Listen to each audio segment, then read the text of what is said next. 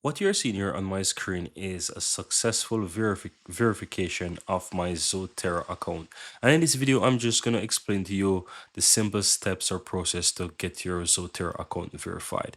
Now, once you're on the Zotero official website, guys, you need to register for an account, right? So let me go ahead and show you by opening up a second web page here. Let me just grab the website link and I'm gonna quickly let's say possibly open up this one. Let me open up this one, for example, incognito.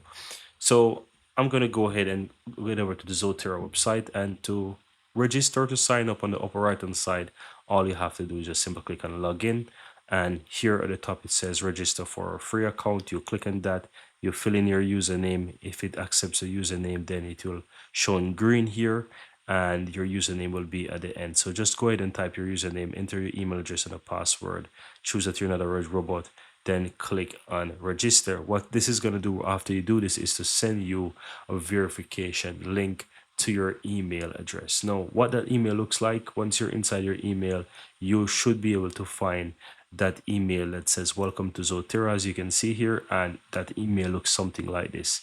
Now, once you click on this link here from the email, it's going to take you over to this page here, which is shows that you're successfully verified. Right below it shows setting up your Zotero sync, and it just basically gives you some information how you can do all of this process here. But to go right into your Zotero account, because you don't necessarily have to install Zotero on your PC, you can install it on your Mac, Linux, or your Windows PC, right? But you can use it online as well. As you can see here at the top, you have, for example, your web library, your groups, all of those different stuff, documentations, forums, and all those stuff. You can go to your profile as well. You have all of those good stuff here. But that's it. Once you successfully create your Zotero account, you can easily go ahead and verify and use Zotero with no problem whatsoever. And that's it. That's how to verify your Zotero account, guys.